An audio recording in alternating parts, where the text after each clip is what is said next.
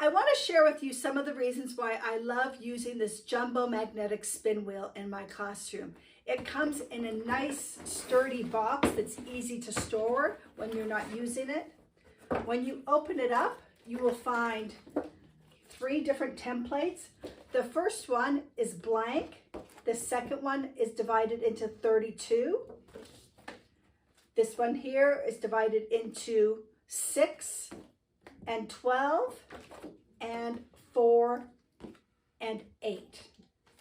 It comes with a teacher manual with some suggested activities and lesson plan activities. Okay. The wheel, okay, is stored in that box, and it's made of a very sturdy plastic. On the back, you will see the 2 magnets and then a piece of plastic that kind of helps rest it on your whiteboard. Okay. As you can see, I have purchased 3 of these, so I think you know that I really enjoy using this resource with my students. One of the things that I like to do is use it for group work. Okay, so I can just spin it and it's group 1's turn to do it. I also like to have my student's name on it. Okay? And then it's this student's turn. The students love to come up to the board and spin the wheel and see whose group is it going to be, or maybe whose turn it's going to be. So that's a great way to select students. They're active, they're engaged, and they're like, feel like it's sort of a game. I'm going to show you some other ways that I use it in ELA and in math. I have found whiteboards differ in how strong the magnet is in them that will keep things secure. My one at school holds this fine. This one here might be like the one in your classroom, and you might encounter this problem. It just doesn't hold. I want to be able to use it anywhere. So what I have done is I have bought some very strong magnetic strips, and I just put it under it, and that will secure it. It could still move side to side. So I take some other kind of magnets and I just secure it in the back where it can't be seen. And now this wheel will stick and spin so easily, and it won't slip like I just showed you. So if you have that same problem, that your whiteboard isn't very strong, maybe my method might work for you.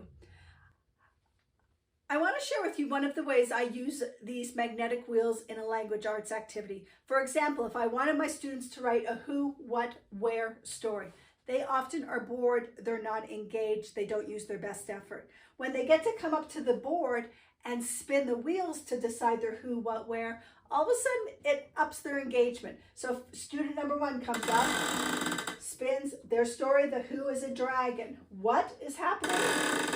Okay. They are building something. Where are they doing it? They are doing it in our classroom. Now, the next student comes up and spins their who, what, where. So each story is different, and students are very creative and engaged when I'm doing this sort of writing activity with them. I want to give you 2 teacher tips. Okay. The first one is that I laminate all of my wheels so that they're durable. Okay. This way they last a lot longer. I don't use whiteboard marker on mine at all. Instead, what I do is I put labels on them, and I put double-sided Velcro on the pieces, and then all that I have to do, okay, is take a card and then put it right on there. Okay, double-sided Velcro, and that's how I keep my wheels in really good shape. Just an example here, okay. Okay, these are using Velcro. I just stick it right there. So I would do this for all of my activities. That way it's durable and it lasts longer. I'd like to show you how I use it in math also. Here's an idea of how you can use these wheels for a math activity. I use this as a warm-up activity in my classroom because my students need a lot of practice and repetition with subtraction, with regrouping, with zeros. So I call a student up to the board, and they're going to determine the problem for the class. They spin it. They've got $10, subtract $2.75. Then all of the students are going to do that problem as our warm-up activity.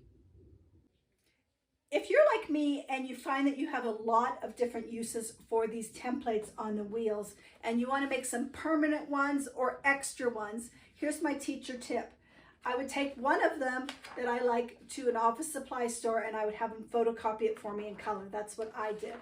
Okay? And they fit perfectly. You could also make your own using construction paper.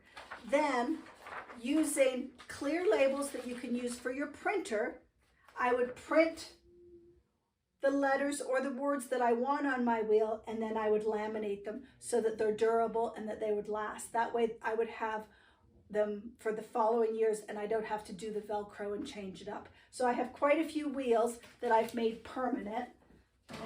For example, all of my multiplication tables that I have for my students, and I have lots of word families, so I have multiple copies that are now permanent and I don't use the Velcro to take them off and on. So that's one of my teacher tips.